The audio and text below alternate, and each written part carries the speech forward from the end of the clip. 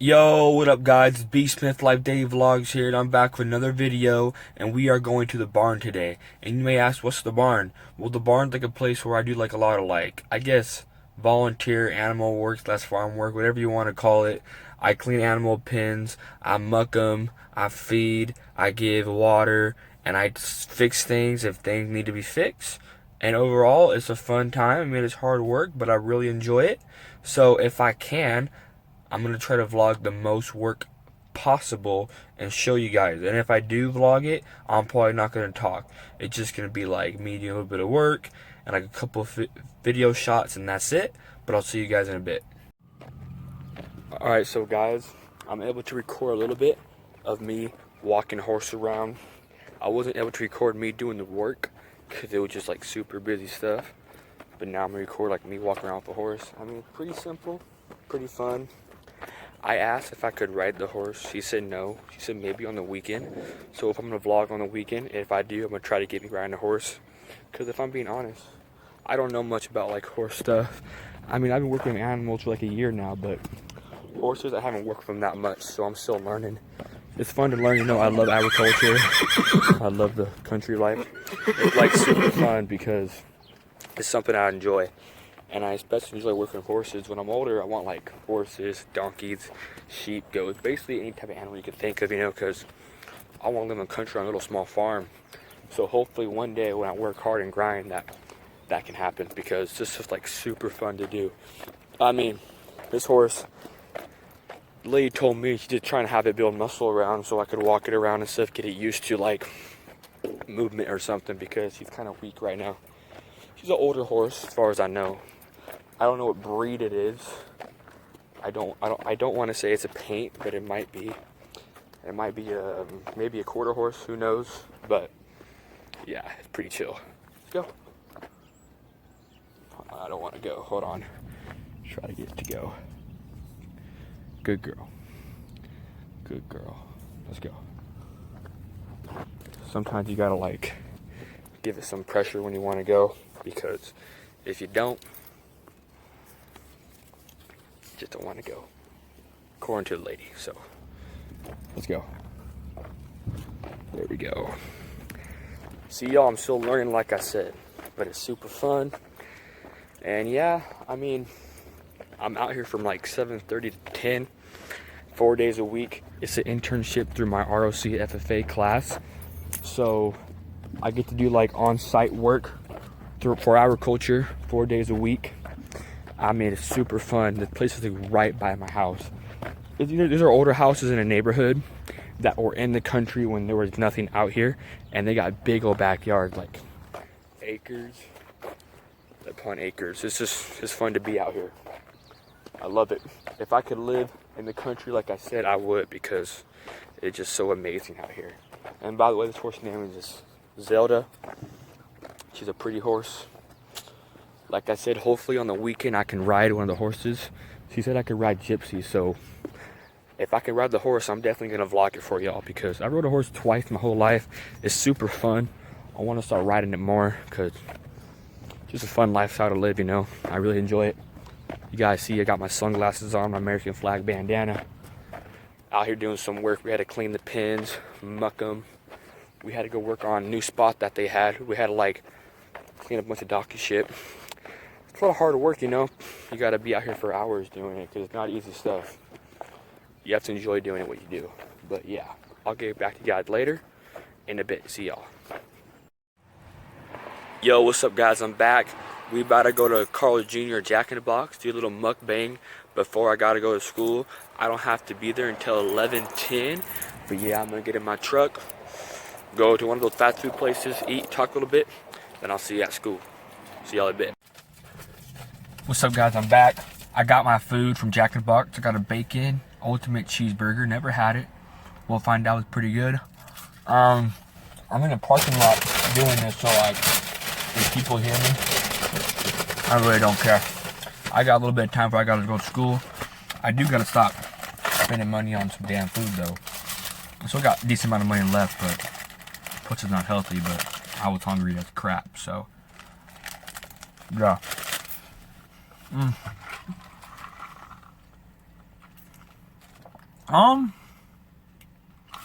Pretty good.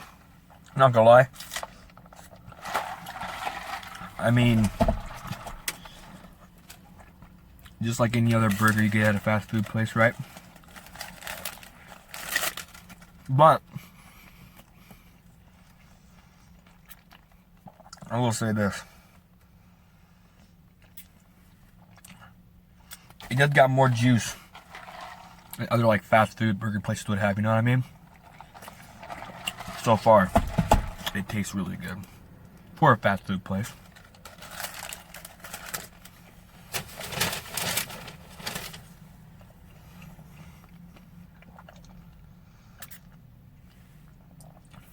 There. Got me something stuck in my teeth. I don't recommend that. Don't swish soda around your mouth. It's not good for your teeth. But yeah, if you guys didn't know, I do a lot of work at the barn 4 days a week, you know, for my internship through ROC FFA. I do like I said earlier in the video, I do like a lot of work with animals like horses, goats, sheep, any animal you can think of, they kind of have. They even have zebras, to be honest with you. It's kind of crazy. I saw a zebra get castrated like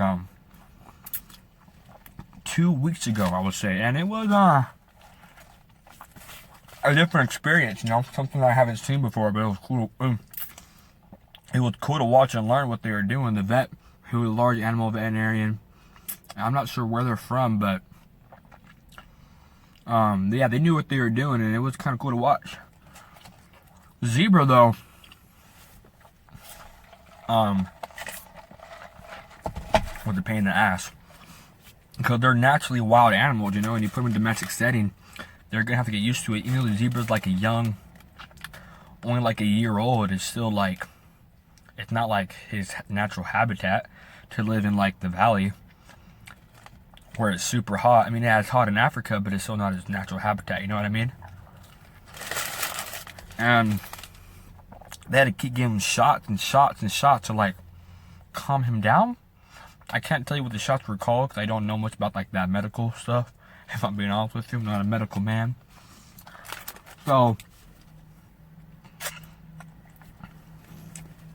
yeah. And they had him down for a little bit, right? And then the shots didn't last that long. The guy had to give him more. And I was like, damn, this fool is a tough kid, tough cat. The zebra wasn't that big, but man, it was strong. It lifted up a whole pin like huge by himself. And I'm like, damn, that's crazy shit. So, if you guys don't know what castrating means, basically where like they take his balls off, right? And it's to make him calm and supposedly not as violent, from what I hear. So, he seems to be doing better. I think he's independent with other animals now, which is good. So, it probably worked.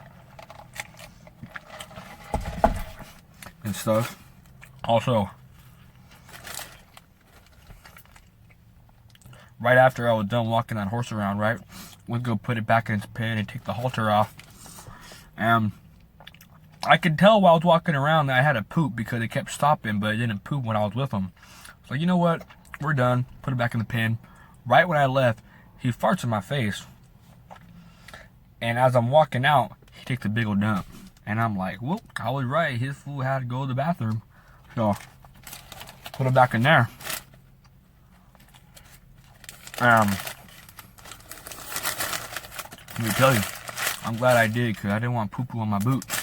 I already get my boots dirty, but poop on the boots? I don't think so. The horse was hella cool though. Named Zelda. They rescue horses and donkeys from the kill pen.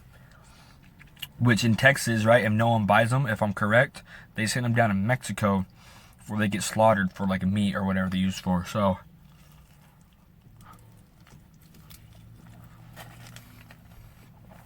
it's pretty cool what they're doing.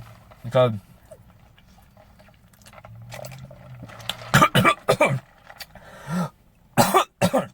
damn. I mean, obviously here in America, it's illegal to like eat horse, and it seems taboo to us. Right? Damn, my eyes are all watery now. It seems all taboo to us. But in different countries with different cultures, then it's not taboo to them. You know what I mean? So, for people like, I guess you say Americans or people who grew up here, killing a horse seems inhumane. I would think it is. But then again, if you gotta eat, you gotta eat, right? I tell if people eat horse, and that's their culture, that doesn't necessarily make them bad people. It's just what their culture is, you know what I mean? And that's all we're gonna say about that topic. I would never eat a horse. I think it's crazy, but hey, I just, maybe an American thing, I can't tell you.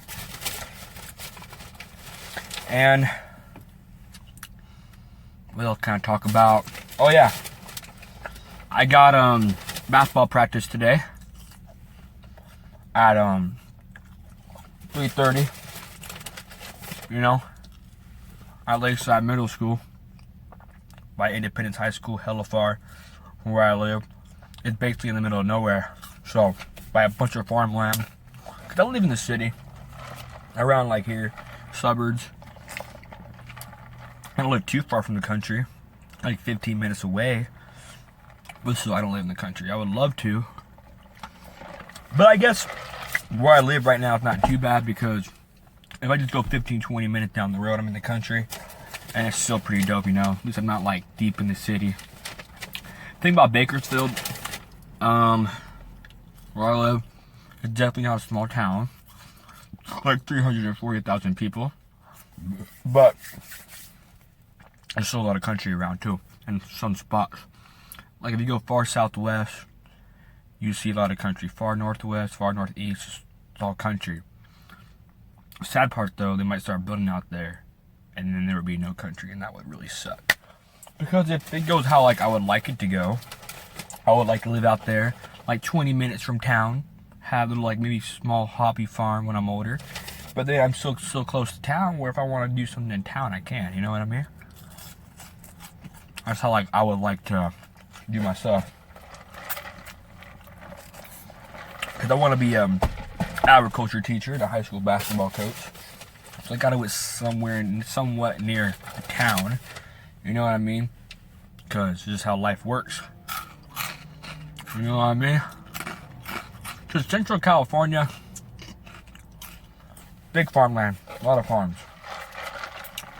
A lot of people think California is all beaches and sunshine, and we definitely have that, but come where I live, you ain't gonna see, you see sunshine, but you ain't gonna see no beaches. You're gonna see the Current River, and Park, and a lot of farmland, and houses just on empty fields. That's Central California for you.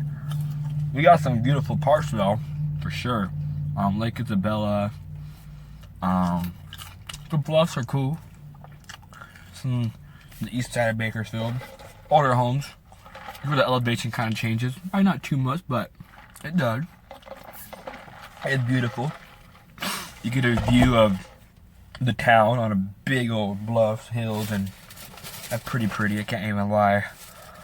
Man, my eye itches, man. I'm not gonna touch it though. What should I do? There we go. But yeah, man, this town where I live is a lot of people give a shit for it. We got like a lot of memes on TikTok lately talk about Bakersfield and how shitty it is, how it's the worst place to grow up in the world, and I'm like, I've seen pretty shittier places. Talking to a sub-teacher in my ROC class yesterday, right? And he was like, yeah, I'm surprised they call it the worst place to grow up, because it's a town called California City where it's pretty bad, dude. Like, it's in the middle of the desert. It's a one-patch town, one-road town, right? And not that the one-road town makes it bad. Small towns are amazing, don't get me wrong. But it's in the middle of the desert. There literally, it seems like no opportunity. There's no farm or ranches out there. You got like 2 Jack in the Boxes, maybe, if that, right? And an old school golf course that turned into a neighborhood just drug infested, right? And one of the highest crime rates in California. Pretty shitty too. Yeah, you have to work with the girl. You got Compton too. You got Inglewood. You got way shittier places than freaking Bakersfield in all of America, right? Shitty. And they're calling this place the shittiest town in America. And I'm like, come on, dude. You know there's shittier places than Bakersfield. I like it here. I don't even think it's that bad of a place. But some people hate this place with their guts. And that's okay. It's my home. I grew up here. I gotta represent for it. And I'm always gonna go hard for Bakersfield no matter where I'm at. That's how I am.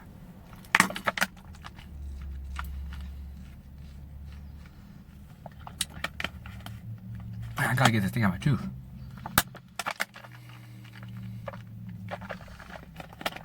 There we go. Got it out. I'm not sure who's watching this. I just now made my YouTube channel like 4 days ago. I uploaded a video yesterday. It only got like 28 views, but who knows? 28 views might be, one of those 28 views might be for someone from like hell, India. Who the hell knows, right? But if y'all live in Bakersfield or y'all live somewhere else and you see Bakersfield on TikTok, that's where I'm from, and I'm trying to tell you, it's not as shitty as they make it sound. Be honest, it's just like any other place, you know? Besides the fact that it's got some country to it, that's for sure. Bakersfield roots are country rooted, right? A little history lesson here. The people that came out to Bakersfield were from the Dust Bowl. So Arkansas, Oklahoma, and all those states affected by the Dust Bowl came out to Central California and Southern California in the 30s, right? And they all sprang out here. I mean, they brought their country music with them, their culture, and a little bit of their accent, right? To Central California. And that's where we got like this big country vibe and farms and all kinds of stuff like that. I mean, obviously that stuff was here before they even came out here. But they become a Bakersfield, you can notice that a little bit of that southern accent is left. And a little bit of that southern heritage is left too. Like, people here that are from here don't really recognize it because they've lived here their whole life. But I've had people tell me I think I'm from the South when I talk. I'm like, no, bro, I'm from California. But some of the words that I say kind of have like a twang to it without me really realizing it. Because they did a study on that actually at college university. I think it was University of Stanford. They went all across California, right? And they were like, we're going to do a study on California accents. And when they came to Central California, they noticed that if you were from Central California, like anywhere from Bakersfield down to Fresno, you had a little bit of a southern twang. There you go, right? I'm not even trying to say it like that. When you said pen and pen, right? So you got your pen, like we write with, and the pen that you put in your shirt. We say pen exactly the same without even realizing it. Then when you say, well, what words have a twang to it? That's what we say. I want to say when you said,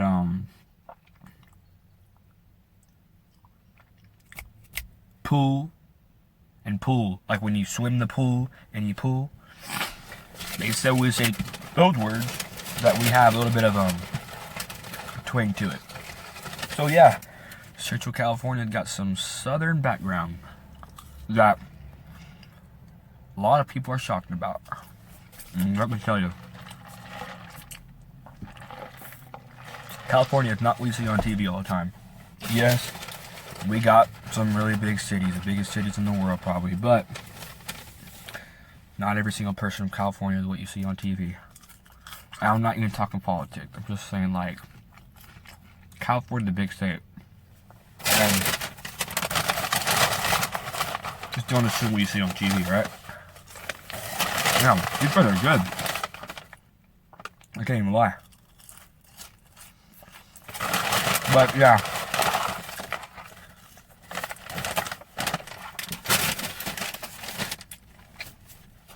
This town's pretty big though. We got some famous country singers from here. We got Buck Owens and Merle Haggard, who, if you like old school country, you probably know those names. And they lived here, they grew up here. Buck Owens came from Texas, but he moved here when he was like 6. So he basically grew up here, and he developed a new country sound called the Bakersfield sound, which, with contrary to Nashville's like orchestrated church sound, which I go to church, I'm a Christian, but the sound was more smooth than the Nashville sound. And the Bakersfield sound was like more twangy, hardcore, honky-tonk type of music, which had its own little sound from California.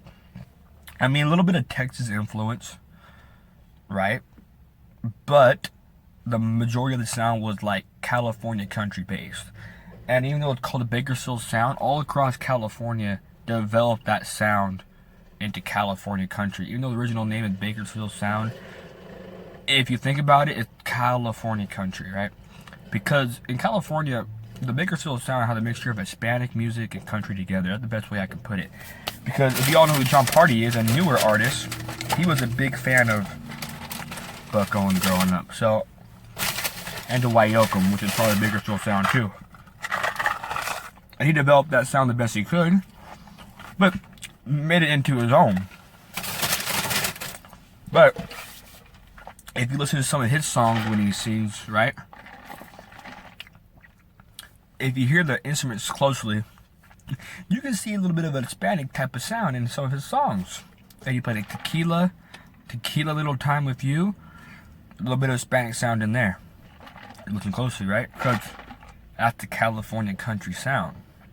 It's got that Hispanic / country feel. And I'll read something about Buck Owens in an interview. He said he developed that sound because he used to work the fields with Hispanic people back in the 50s and 60s, right? Real story. And he said he would play music with them. And he said he liked how their guitars and their instruments they used. He said he liked them because like he was able to mix it together with the country music. Is, you know what? I'm gonna try this and see how it sounds with country music, and that's how the Bakersfield sound was developed. It has electric guitars in it too. Like Nashville would use like the, just the regular guitars. Why Buck Owens, Merle Haggard used the electric guitars, more honky tonk type of feel, like bar music, right? And that's where it got rolling, because Buck Owens and Merle Haggard were some of the greatest country singers of all time. In my opinion, they might be like top 3, and not just come from me, because that sound is amazing. And Dwight Yoakam, even though he's not from California, he still came here and did that Bakersfield, California country sound in his music. So he revamped it. He made it popular again. Even though John Party too is not saying, "Oh, I'm the Bakersfield sound," but he has said, "Oh, I was a big fan of Buck Owens, where I got my sound from."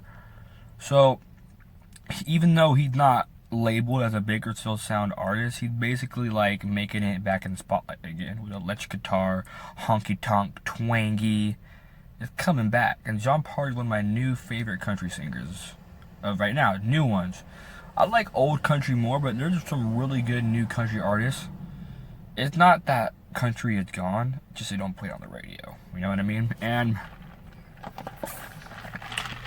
John Party is real country. He just keeps it real. I like that. And his sound, like I said, bringing the Bakersfield sound back in the spotlight. It's about time the Bakersfield sound or California country had someone who was making real country music again, because we needed that, because Nashville was just taking over and all Even though John Party signed by Capitol Records Nashville, I wouldn't call it a major label, because what is? But Capitol Records, where Merle Haggard was signed to and stuff like that. But they didn't always have a Capitol Records in Nashville. It was in California until I think a little while later after Merle Haggard. But it was an amazing sound that people developed in this part of California that it became really popular and big, and it's an amazing sound that people still play today. It's lovely. You guys might be surprised that I like country music because you saw my first video about perms when I got me getting hair products. That may shock a lot of people, but that's what I love to do. It's who I am. I want that lifestyle when I'm older, but I also like to do other things too. You know what I mean? It's part of me. And you know what, guys? I gotta go back to school, but it was nice talking to you all. I'm gonna upload this video later, so make sure you like, comment, share, subscribe, and B Smith Life Daily is out, y'all. Have a great day in Jesus' name.